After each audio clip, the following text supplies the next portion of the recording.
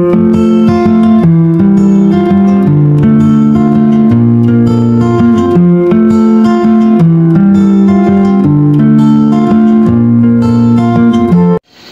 day mga kabady, 10:22 na ng umaga.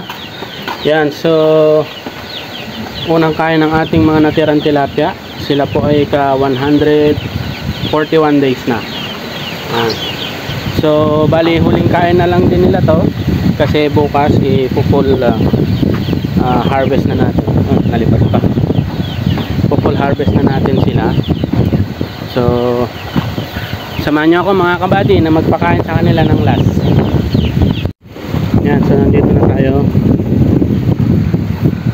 Yan na sila, oh. Sumasalubong na. So bibigyan na lang natin sila hanggang ngayon, kasi hindi na sila pwedeng kumain mamayang hapon ng marami. Yan, so bibigyan na natin. Yo.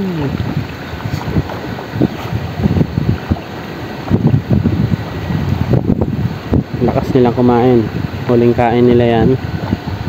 At yun, medyo nakakalungkot din kasi yung journey natin sa pagtitilapia ay matatapos na bukas, pero syempre happy pa rin dahil naging successful tayo kahit papaano. Pero hindi naman yun yung last mga kabady. It's just only a beginning. Bali after nito, bukas clearing na, tapos land preparation na ulit para sa susunod na grow.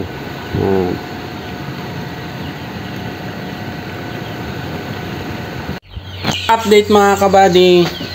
Yan, pasado alas 2 na. So nandito ulit tayo sa likod. Yan, papakain ko na lang tong last na finisher mga kabady. Maga pa naman. So bukas baka mga alas 9 na ng umaga to makokolekta lahat. And so okay lang yon, kasi pang bahay-bahay lang naman to, hindi naman yung buyer mismo. So samahan nyo ako magpakain mga kabady. Yan, so isang bowl na lang to mga kabady. Ihagis ko na lahat para makain na kagad nila. Yan, huling feeds at huling kainan nila yan. Tapos mamayang hapon i-drain ko na. Yan, wala pa sila. Bali bababa ko na lang yan mamaya, papakita ko sa inyo. Tapos ngayon ay maulap naman mga kabady, tapos sobrang hangin.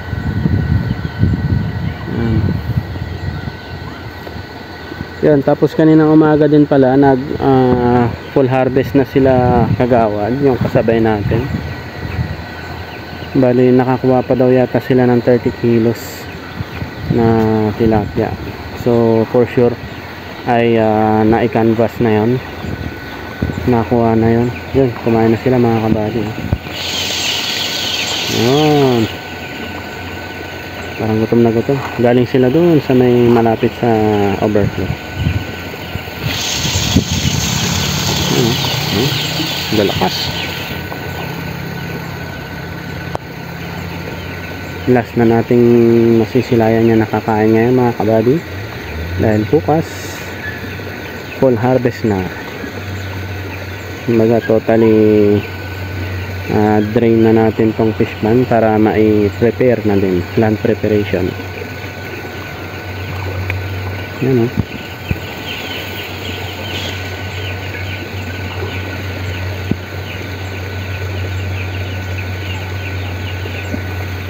Dito sila.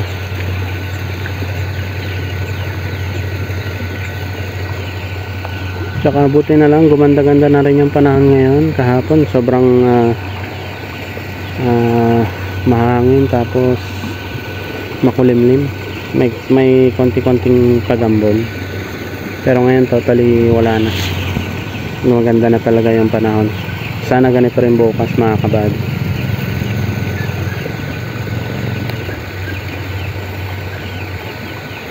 Yan. So sana yung mga nakuhang order ay ma-meet natin. Baka madagdagan pa kasi yun, pero kung sumobra to, itong makukuha namin bukas, ibabahay-bahay na lang ulit namin. Iaalok-alok na lang namin sa mga kapitbahay. For sure meron pa rin naman yan may gusto. Kasi sa palengke, sabi ni Mrs. nung bumili siya, ay umaabot yata ng 170, sabi niya. Ayan, bigayan lang namin. Pag dito lang naman sa mga kapitbahay ay 140. Ayan. Pero kapag buyer mga kabady, yung mga good size ay 115 per kilo. Tapos yung kanyan mga kabady, yung 4 to 5 pieces sa isang kilo. Pero pag yung tinatawag nilang RR or yung reject yata yun, or wala pa sa tamang timbang, mga kanyan, mga 6 to 7 pieces, mura. Yun ay nagra-range lang ng 70 to 75 pesos per kilo pagka ganun yung mga tilapia na ibebenta mo mga kabady. So far maganda naman yung naging result nitong atin. Nasa more or less 500 yata kilos or less than 500 kilos. Yan. Hindi na rin masama para sa first timer. Then alam nyo naman, sa mga nakakapanood ay nagka-fish kill po tayo dati nung wala pa tayong overflow. Pero since nagkaroon na ng overflow ay wala nang naging problema mga kabady. At mas lalo pang gumanda yung kanilang pangangatawan. Ang bilis nilang lumaki, tapos super active sila. Pero syempre depende pa rin yan sa panahon. Minsan may time na matamlay silang kumain, lalo kapag yung wala masyadong araw, tapos sobrang hangin. Kapag siguro malamig yung tubig, mga ganon mga kabady. Yan. Pero so far naging maganda talaga. Saka marami tayong natutunan mga kabady na pwede nating ma-apply ulit sa susunod na pag-grow natin ng tilapia.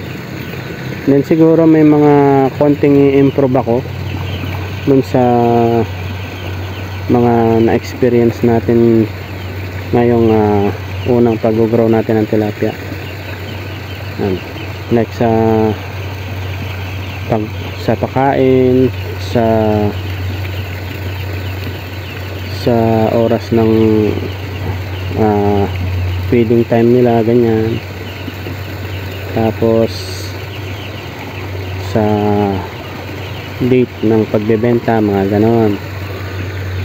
Siyempre ngayon may mga natuklasan tayo na magagandang gawin kapag sila ay ready to harvest na.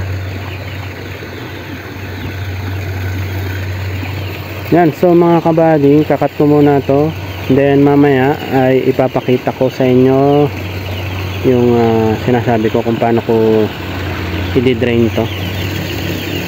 Yan, so mamaya ulit mga kabady. Yan, so nandito na tayo sa likod mga kabady, dito sa may bandang overflow. So papakita ko sa inyo kung ano yung sinasabi ko para matanggal yung tubig. Yan, bali ito yung sa overflow mga kabady. Hindi nakafix yan, yung sa may elbow nya, yung pa-curve niyang yan, hindi yan nakafix. Na adjust natin yan. So niluluwagan ko lang yung tali. Tapos gagawin natin, itutulak natin to pababa. Yan, hanggang sa ilalim. Bali mababaw na lang naman na to. Dalawang hollow blocks na lang na magkapatong yan. Yan, ganyan lang gagawin natin. So lahat ng tubig mula dyan papasok doon dito. dire-diretso na yan hanggang doon sa may creek mga kabady. So tignan natin doon sa sinasabi ko sa creek. Yan, so malapit na tayo mga kabady dito sa may dulo.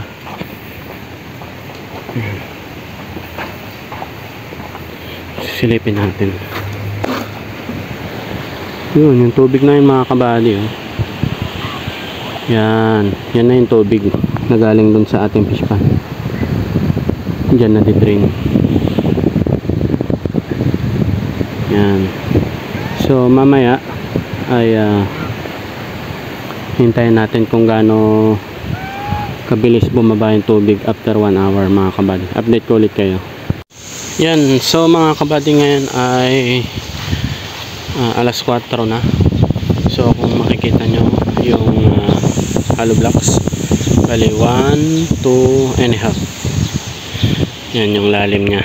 Pero mamaya titignan natin kung gaano kababaw yung mangyayari pag in-update ko ulit kayo pag after 1 hour mga kabady.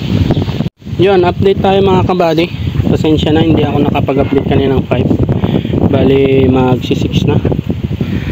Yan, so halos isang hollow blocks na or 3 hollow blocks na yung lumilitaw. Yan, kita nyo yung kanina hanggang dun sa itim dun sa baba. Yan yung tubig mga kabady. Yan, o, halos 3 hollow blocks na. 2 oras mula nung ibinaba natin yan, overflow. So check ko na lang yan mamaya mga alas 8 kung gaano kababa na yung naging tubig. Yan. So ginagawa natin yan para bukas hindi naman masyadong magastos sa diesel, kasi for sure hindi na yan na may higop lahat. So gagamit tayo ng diesel bukas. Yan, so update ko na lang kayo bukas mga kabady.